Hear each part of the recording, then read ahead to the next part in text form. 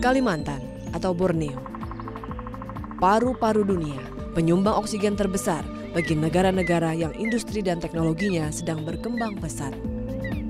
Kalimantan juga pulau terbesar yang dimiliki Indonesia dengan tutupan hutan terluas 29 juta hektar. Kalimantan pun menjadi pulau pemasok kayu terbesar di Indonesia.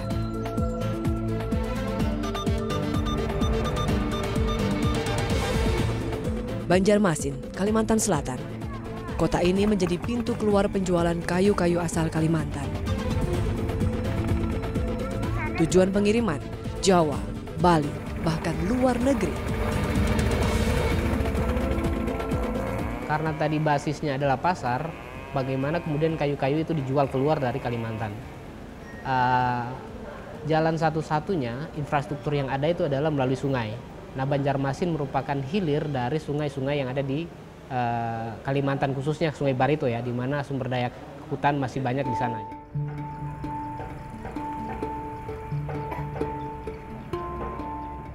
Mengolah kayu merupakan pekerjaan mayoritas warga di pesisir Sungai Barito.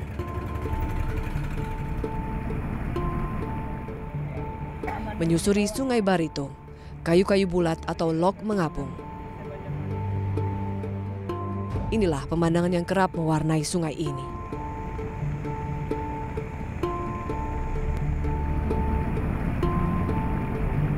Warga mengolah beragam jenis kayu. Tepat di pinggir Sungai Barito, kayu diolah menjadi potongan-potongan sesuai pesanan.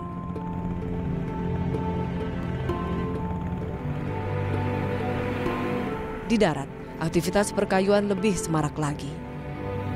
Pengangkutan ribuan kubik kayu asal hutan Kalimantan terjadi setiap hari. Jika penjualan kayu terjadi setiap hari dan mencapai ribuan kubik, lalu bagaimana kondisi hutan Kalimantan saat ini?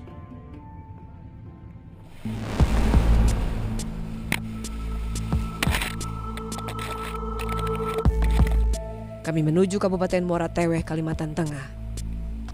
12 jam perjalanan darat dari Banjarmasin.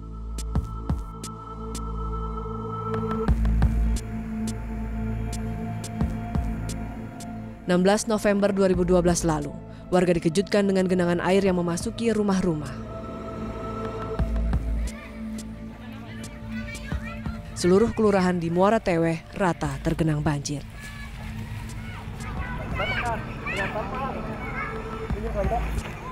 Aktivitas harian warga pun terganggu. Pusat perniagaan seperti Pasar Gembira ini misalnya, sebagian pedagang terpaksa menutup kios.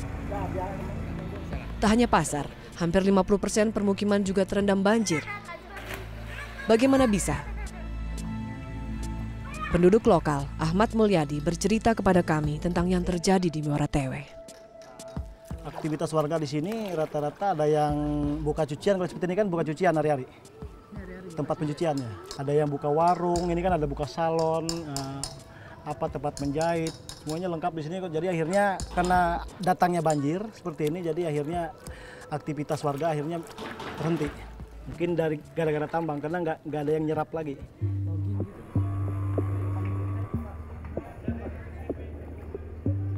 Ribuan rumah tergenang, warga tak dapat lagi menjalankan aktivitasnya. Ya, ini kan hukum alam, soalnya ya pertama hutan kita ini sudah gundul, kemudian disambung dengan batu bara.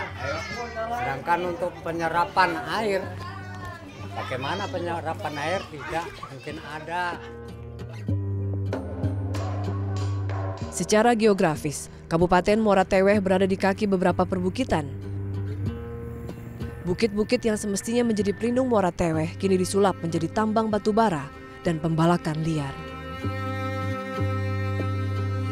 Pembalakan liar dan tambang batu bara sama artinya membabat habis hutan.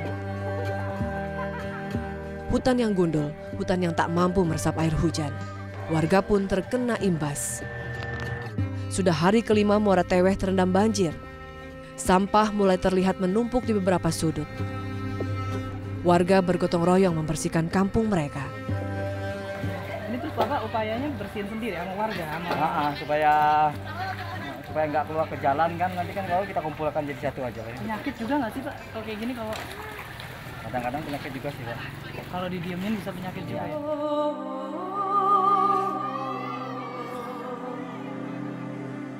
Inilah kali pertama Muara Teweh kebanjiran.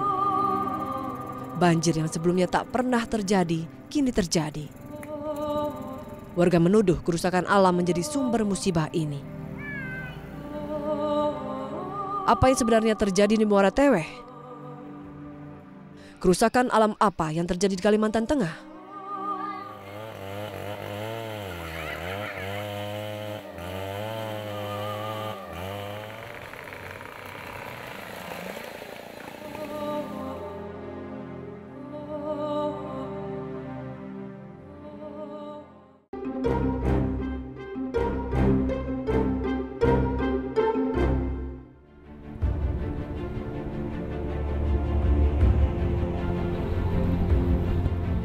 Tim Berkas Kompas menuju Puruk Cahu, Kabupaten Murung Jaya, Kalimantan Tengah.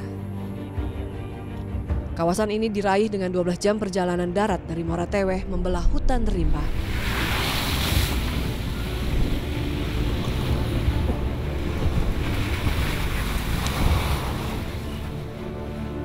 Puruk Cahu salah satu lokasi pembalakan liar di hutan Kalimantan. SU, seorang penduduk lokal bercerita kepada kami bahwa sudah banyak pembalak liar yang ditangkap di sini. Ada berapa Pak yang pernah ketangkap Pak? Ada ini sampai terakhir dibawa ke Teweh. Ada 10. Truk, Bang. Satu truk. SU membawa kami ke sebuah gudang di Barito Selatan. Di kawasan terpencil ini ternyata terdapat penyimpanan kayu-kayu siap jual, ilegal, tapi tak pernah tersentuh aparat hukum. Jumlahnya bisa dikatakan masif untuk ukuran home industry. Harga kayu-kayu ini pun tergolong miring. Kayu mahoni misalnya, dilepas dengan harga 2 juta rupiah per kubik. Sementara di Banjarmasin harganya bisa mencapai 5 hingga 6 juta rupiah per kubik. Selisih yang cukup jauh. Tak heran harganya murah. Kayu-kayu di sini dikumpulkan dari masyarakat yang mengambilnya dari hutan tanpa izin.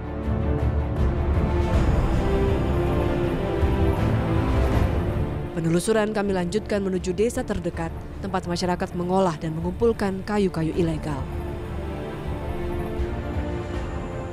Kami tiba di satu lokasi tempat dikumpulkannya kayu ilegal yang siap jual. Ini ulin nih, ini ulin nih. Ini dapatnya dari mana? Hutan dong.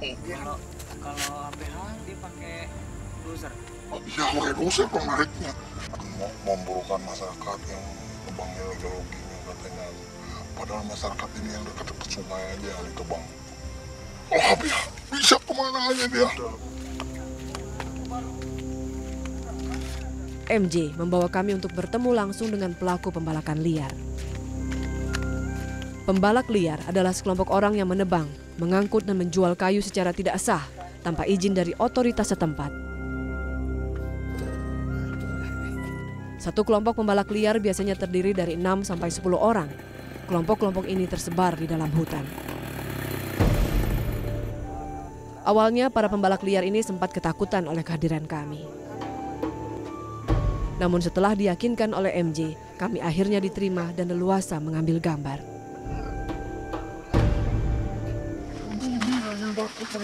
Aparat kita nangkap mereka. Rumah kan banjir, tenggelam. Mana ada lagi untuk makan? Nggak ada ikan, nggak ada. Jelas. Kalau banjir nggak ada.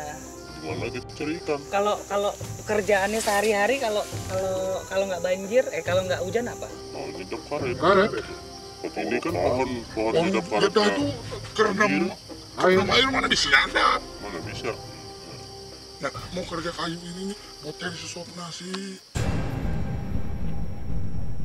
Ekonomi menjadi alasan BO menjadi pembalak liar, menebang kayu untuk menyambung hidup. Sebelumnya ia adalah petani karet, namun pohon karet kerap terendam banjir. BO merasa tidak bisa lagi bersandar pada sadapan karet. Bermodalkan gergaji besi, BO dan 5 orang temannya nekat memasuki hutan lindung untuk menebang pohon. Kayu jenis balau atau meranti adalah kayu yang diincar oleh BO. Tak perlu berjalan jauh ke dalam hutan, BO sudah mendapatkan pohon meranti incarannya. dan kami merekam bagaimana aksi pembalakan liar terjadi.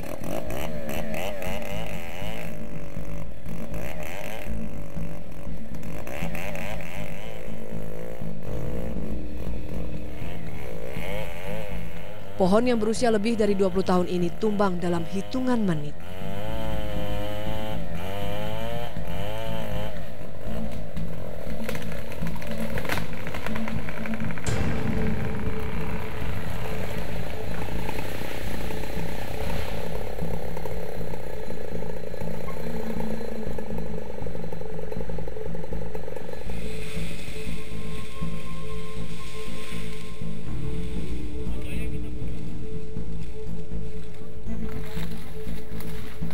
Satu pohon dapat menghasilkan 4-5 meter kubik kayu siap jual. Butuh waktu 1 bulan bagi BU dan 5 temannya untuk mengolah dan memotong kayu hingga siap jual. Kami membuat simulasi perhitungan. Satu pohon dengan masa olah 1 bulan hingga menjadi kayu siap jual, maka BU dan temannya masing-masing mengantongi tidak lebih dari 1 juta rupiah setiap bulan. Jumlah yang relatif tidak banyak bila dibandingkan resikonya. Kami pinginnya sejahtera sedikit aja, minta pohon ini kan bukannya, memang ya perundang-undangan milik pemerintah, tapi kan sedikit kan nih, mungkin tunggu lagi yang kami babat itu. Masyarakat jual apa? Itu juga kalau aku ada pembeli dari jauh, nah kalau ada. Kayu-kayu ilegal yang sudah diolah dikumpulkan di rumah masing-masing anggota kelompok, menunggu untuk diambil pengusaha dari kota besar. Berhenti nggak di jembatan nggak ya? Meskipun berstatus ilegal, keuntungan berbisnis kayu ini besar. Seperti apa modus pengiriman kayu ilegal? Kami menemui koordinator lapangan pengiriman kayu ilegal.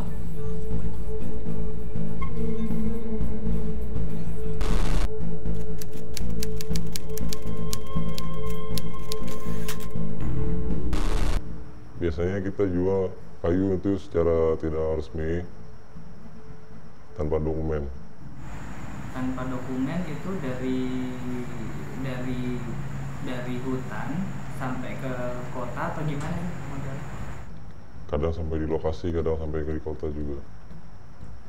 Kalau tanpa dokumen itu keuntungannya memang lebih besar? Ya sekitar 50-70%. Apanya? Keuntungannya. Kalau dengan dokumen kadang sampai 10%, 20% aja. Nah terus kalau tanpa dokumen kayak gitu kan resikonya tinggi. Ya untung-untungan aja kita. Kalau memang masih kena razia kan berarti udah habis kita. Kalau nggak kena razia berarti untung kita.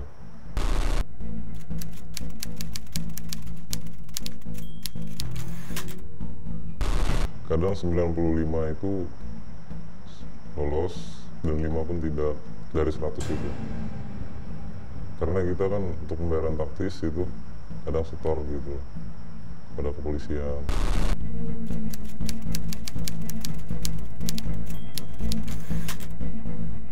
Situasi dinyatakan aman di saat kita ada koordinasi dengan aparat kepolisian untuk bisa lancar jalan di perjalanan dan aman sampai di tujuan. Dan itu kita ngasih ke aparat kepolisian. Sebesar kadang kita per kabupaten itu biasanya kalau ngelewatin per kabupaten itu satu truknya kita ngirim pakai truk ya, pakai satu truk kalau diesel itu kita 500.000 ngasih. Jika dibandingkan penghasilan dari hasil penjualan kayu ilegal dengan pembalak liar sangat jauh berbeda, padahal resikonya sama-sama besar. Kami mendatangi salah satu desa di Puruk Cahu. Dari bentuk rumah, tak tampak kemewahan sama sekali.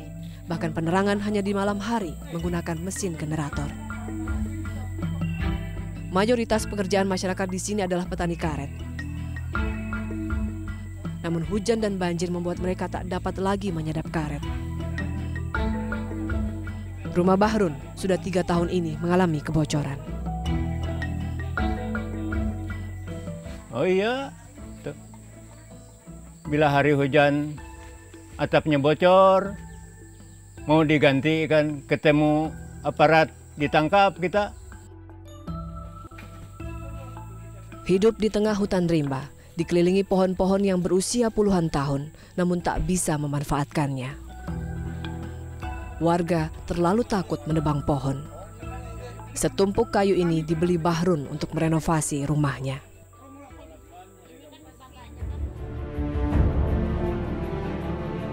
Aturan dan sanksi untuk pelaku perusakan hutan jelas. Tapi pembalak liar selalu menjadi kambing hitam, satu-satunya yang dituding sebagai pelaku kerusakan lingkungan di Kalimantan. Padahal, aksi penggundulan hutan yang lebih masif terjadi untuk memenuhi kebutuhan industri. Penyalahgunaan izin hak pengusahaan hutan (HPH) terjadi tak jauh dari Desa Bahrun. Mulai dari penyelewengan luas area hutan sampai dimainkannya kuota pengiriman kayu, semua dilakukan pengusaha demi keuntungan pribadi. Coba masyarakat nebang 1 atau 2 pohon aja udah kelengar ditangkap.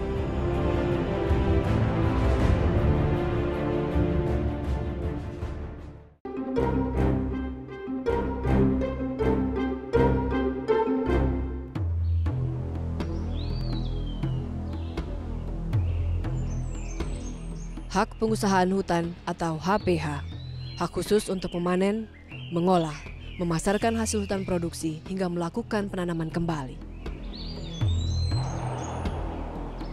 Izin HPH dikeluarkan oleh Menteri Kehutanan dengan areal ratusan hingga ribuan hektar.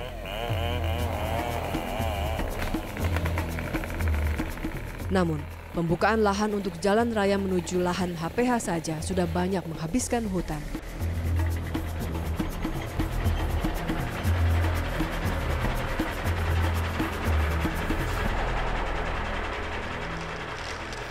Coba bayangin, sepanjang ini loh, berapa pohon yang mereka habisin.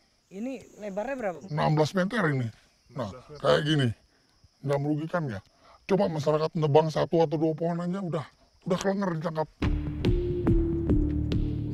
Sejatinya, penggundulan hutan harus disertai dengan AMDAL. Sebut saja PT IS. Perusahaan ini telah membabat hutan sejak tahun 1975. Izin HPH dikantongi, jutaan kayu log atau kayu bulat telah ditebang. Namun realisasi penghijauan tak sebanding dengan kerusakan yang ditimbulkan.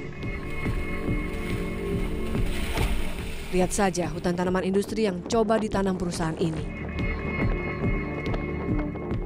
Mana tanaman mereka yang kayak HTI itu? Cuman topeng aja, sedikit banget, nggak sesuai sama yang ditebang. Dari jumlah mereka yang ditebang dan mereka yang ditanam itu nggak sesuai? Nggak, jauh banget. Mana buktinya? Anunya, tanaman mereka mana? Yang manfaatnya HTI, ngomongin HTI mana?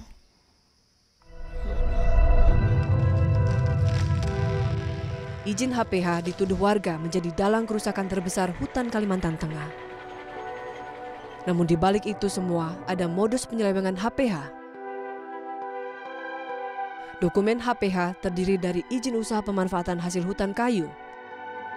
Setelah itu muncul dokumen perjanjian kerjasama penyediaan bahan baku kayu bulat. Setelah dokumen perjanjian kerjasama, terbit faktur pengangkutan kayu bulat. Terakhir adalah faktur angkutan kayu olahan. Kami bertemu dengan pengusaha yang mengantongi izin HPH. Menurutnya, izin HPH secara teknis di lapangan bisa diselewengkan. Mulai dari luas area hutan kayu sampai penyelewengan kuota pengiriman. Dan ini dilakukan demi meraup keuntungan yang lebih besar, mengeksploitasi hutan Kalimantan habis-habisan. Berikut hasil rekaman percakapan tim berkas Kompas dengan pengusaha kayu, pelaku penyelewengan HPH. Sekarang gini, gua kan 1000 kubik. Sekarang gua mainin dari angka 1000 itu sampai 2000. Yang 1000 itu kan gua nggak setor bro ke negara. Keuntungannya seberapa besar sih? 50% dari nilai. 2,5 juta per kubik beli. Ya, jual 5 juta. Yang pasti di mana ada kayu mereka tebang. Baik itu di blok ataupun Ada. Walaupun nggak di bloknya. Ya, yang penting masih di daerah sekitar. Jangan terlalu jauh. Berarti intinya yang bisa dimainkan kalau seumpamanya mau main safe itu menggunakan dokumen tapi melebihi kuota gitu. Yo. Situ mafianya memainkan harus pandai baca situasi. Gak bisa mainkan kalau nggak pandai. Lihat dulu aparatnya gimana. Biasa bisa diajak enggak. Situasi kondisinya dulu gimana. Kapan kita harus nembak, kapan kita biasa-biasa. Kalau memang itu perlu kita tembak besar ya nggak besar. Ada yang minta sampai 10-50. Aparat kepolisian dituduh terlibat menjadi pelindung, memberi keamanan kepada pengusaha kayu yang nakal. Ya, kita tidak menutup diri bahwa memang itu mungkin juga ada, gitu. Juga ada oknum anggota dalam hal ini Polri yang bermain seperti itu. Namun demikian, kita juga perlu informasi. Kita perlu informasi dari masyarakat yang mengetahui. Apabila mengetahui seperti itu, segera dilaporkan ke kita, akan kita tindak lanjuti.